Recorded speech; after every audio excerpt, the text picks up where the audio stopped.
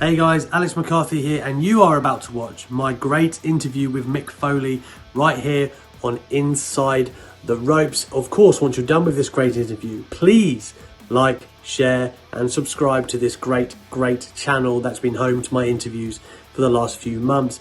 We dive into a whole range of topics with Mick Foley, like the hardcore legend himself walks us through his fantastic feuds with Edge, Randy Orton, Triple H, The Rock.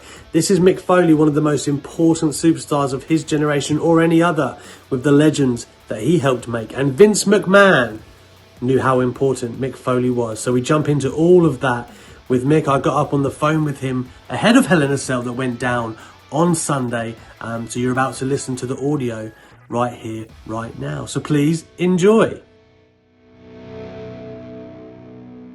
I've been talking to you ahead of Hell in a Cell.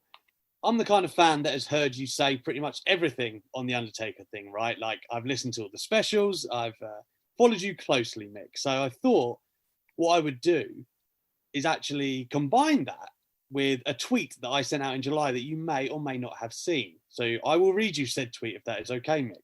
Sure. So I really believe Mick Foley is one of the most important stars of his or any generation, and that's a hill I'm willing to die on. Could argue he was vital in making Triple H, The Rock, Randy Orton top guys. Could add Edge into that mix too. A Foley feud made guys. So what I want to do, Mick, is just quickly get your thoughts on those defining matches, if that's okay. You know, I did see that tweet, and that sounds like something I liked. Probably. It's so profoundly nice that it would prevent me from retweeting it because I don't want to look like I'm putting myself over, if that makes sense. I remember talking to Sami Zayn about an article someone had written, and he said the same thing, like, that's so nice, but I don't want to, I don't want to draw attention to it because it looks like I'm putting myself over, as we say in wrestle speak.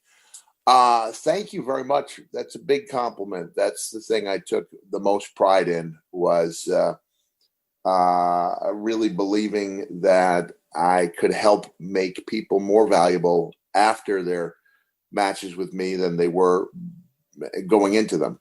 So thank you for noticing. That's an element that you can't, it's above and beyond the idea of having a great match, because great matches come with such frequency that they are often quickly forgotten. But those matches that help others, as they progress, I think those are the ones that I took the most pride in. So, I'm just going to quickly go through the guys that I mentioned and try and just get a little tidbit from yourself on all of them, I guess. I think we should start with Triple H, given that there is a Hell in a Cell connotation to that. You'd already set the bar ridiculously high with The Undertaker. And I think whether you think it's the best Hell in a Cell match or not, it's definitely the most famous. Yes. So with Triple H, I think heading into that, of course, we ended up getting the big spot where you come through the roof again, which I think you've said in the years past, that wasn't actually planned or wasn't meant to happen that way. Right. Talk to me about working with a driven Triple H at that point in 2000. A lot of people have accused him of kind of being bullish on his way to the top, and the internet wrestling community have their view of him in that era. What was it like working with him and helping him? And of course, were you compelled to climb the cell? Did you feel like you had to, Mick?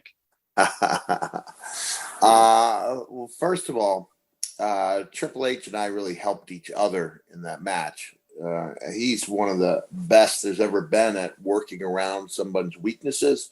And by 2000, I had a lot of weaknesses. I was having trouble just getting around. My knees were so bad, and my back and hip were shot. And he brought out the very best in me, and I think I brought out the best in him. And, we both had that goal. It meant a lot for him to be able to send me out on a high note, and it meant a lot for me to, give Triple H the kind of match that was going to, increase his value with the company. And now the second part of that question was really interesting, but I can't remember what it was. The viewpoint that people had of him at that time, I guess, him being, he was very driven and perhaps bullish on his way to the top? Or was it perhaps the part where I asked that you were compelled to climb to the set? Oh, yeah, that was it. Yeah. So I think I kind of answered. I look, everybody is going to draw critics on their way to the top. I think Daniel Bryan is like the exception to that rule. But Yes. I think everybody who's ever achieved, like gotten to the very top, has been perceived as being a jerk at some point or another. And I'm including myself in that group of people. So I wasn't the exception to the rule. I was part of the rule.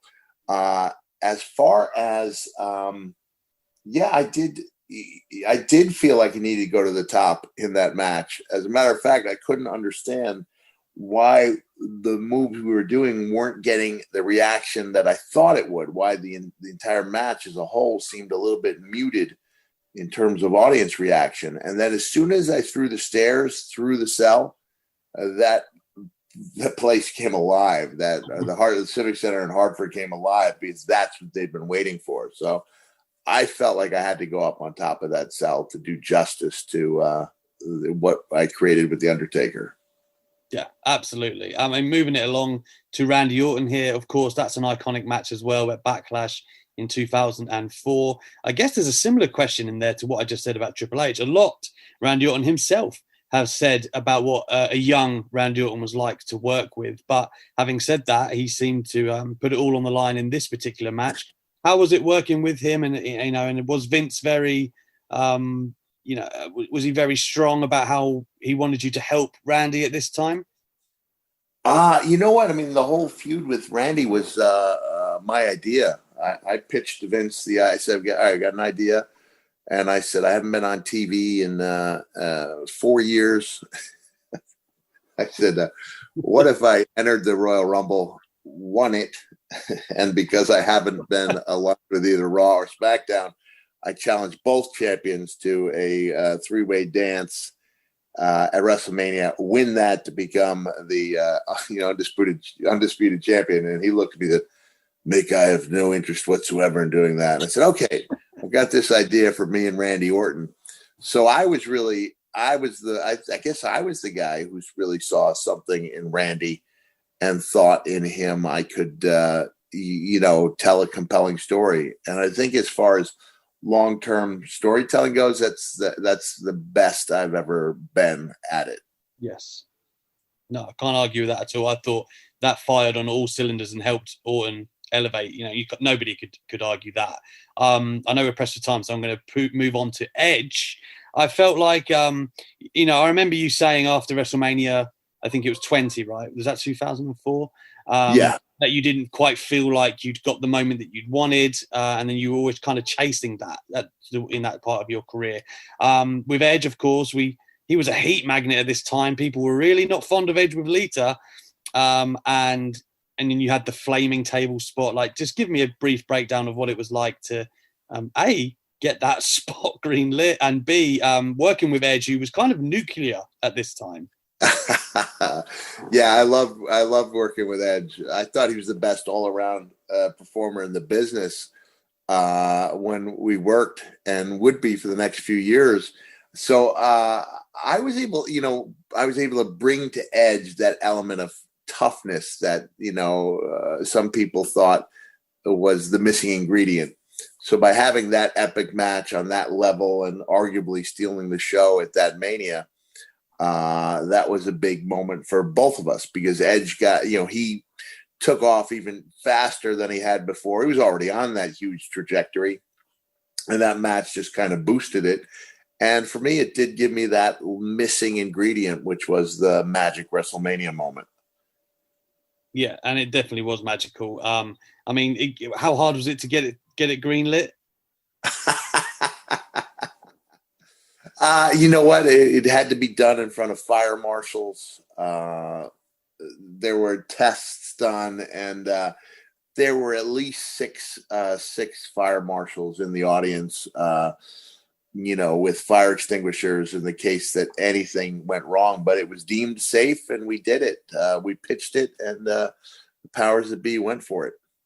Now, that circles me back to The Rock, which is maybe the first one in all of these four. Of course, 1999, kind of not the end of 98 as well.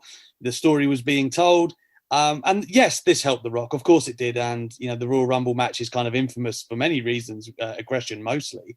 But it also led to you getting the title reign that you had probably thought to yourself you might not get at that point. So talk to me about how, you helped The Rock. And of course, we got the tremendous Rock and Sock, which is one of my dear favourites out of this. But, just the magic work that led to not only a great launch pad for The Rock, but for yourself too.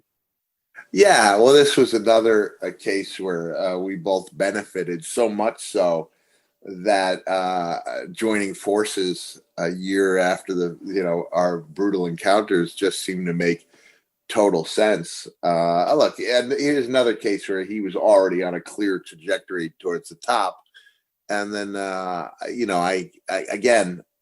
gave him an element that I didn't think he had before, which is a real vicious streak. That was the whole point of the Royal Rumble match, because he was so entertaining as a bad guy that he was hard to dislike. And so we gave him a definite harder edge after that. That match was designed to give him a harder edge. So it did go over the top as far as the violence, but it definitely showed that mean streak that we were looking for. Do you think, and I mean this with all the respect in the world, just more because of what the company thought of The Rock at the time, were you actually surprised that you then got the title run right in the midst of his kind of first real run as the champ? Oh yeah, I was shocked. I never saw that one coming, especially because it was clear that it was going to be Rock and Austin. But as far as subplots in wrestling history go, I think the Mankind Rock feud, which just led to the even bigger and better Rock Austin feud, was among the best that we've ever seen. Yeah, no, I again totally agree there. It's like my prime era, all flooding out in one go here, Mick. I guess I'll finish here then with the final question is, when we actually take stock of what we've just talked about here and who you helped, you might not have even really digested it at the time, but do you ever really think, man, Vince McMahon must have had a lot of trust in me, like, to look at all these great, not only careers that you've helped, but moments that have, been for your career as well, because it's not like a one-way street here. So talk to me about, because you've been to and fro WWE over the years, left, come back, and you've had that relationship with Vince McMahon. So how would you describe your relationship and the trust that he's had in you over the years? Yeah, well, I just saw Vince a couple weeks ago for a top secret meeting. Ooh. Details to follow.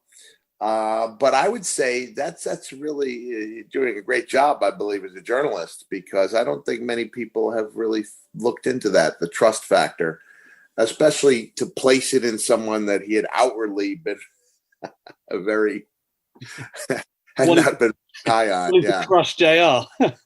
Yeah, just to crush JR's spirits. So he knew that I took a lot of pride in trying to elevate people, and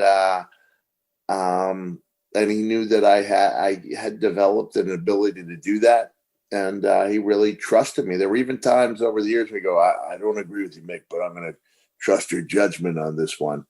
And sometimes I succeeded, sometimes I failed, but I always had my opponent's best intentions at heart. Now, just before I let you go, we must plug what's happening on Sunday at Hell in a Cell. In the main event, this is a tough one to call, right? All three of them are very exciting matchups. Talk me through your brief thoughts on the three matchup we've got. Bayley, Drew. Well, yeah, man, there's a lot going on. There is a lot going on.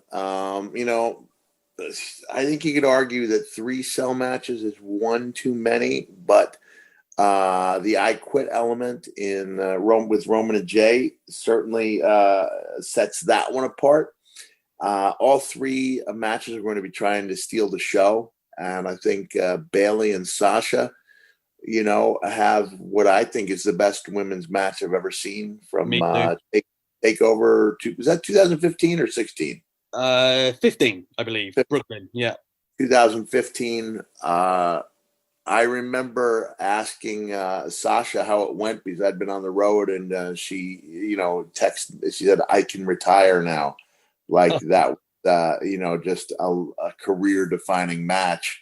And then I immediately watched it and thought it was the best, one of the best things I've ever seen.